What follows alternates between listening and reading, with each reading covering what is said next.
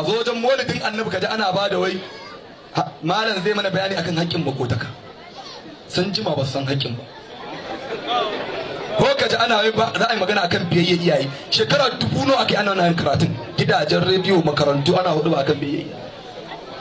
Watan maulidin sayyidina rasulullahi ne, a gaya mutane annabi, idan ka samu kaunar annabi a nan za ka san haƙƙin makoci akan makocinka, a nan za ka san ya kamata ka bi iyayenka, saboda mai gidanka mai masoyinka ya gaya maka birru aba'akum tabirrukum abna'akum. fakat huwa allazi sharrafa ash-sharaf الشرف يتشرف بمحمد لا محمد يتشرف به. نعم. وكل شريف يتشرف به لأنه هو شريف العالي شريف بعينه الذي انتمج والدرج كل مقامه في حضرة ربه. ليس له المصير، ليس له المصير ولا كفء له. كيف يكون له نذير؟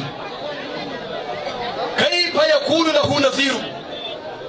سيد الأنام محمد رسول الله صلى الله عليه وعلى آله الطيبين الطاهرين وعلى أصحابه الكرام وعلينا معهم أجمعين. لا إله إلا أنت سبحانك إنا كنا من الظالمين.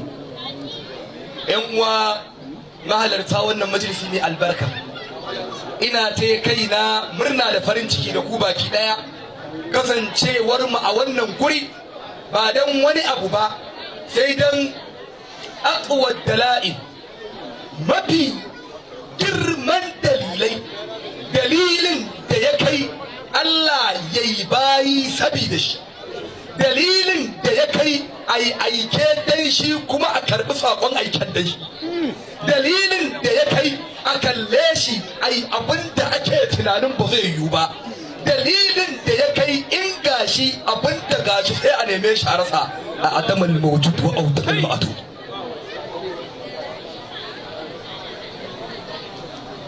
Dalilin shiga aljanna kuma dalilin shiga wuta.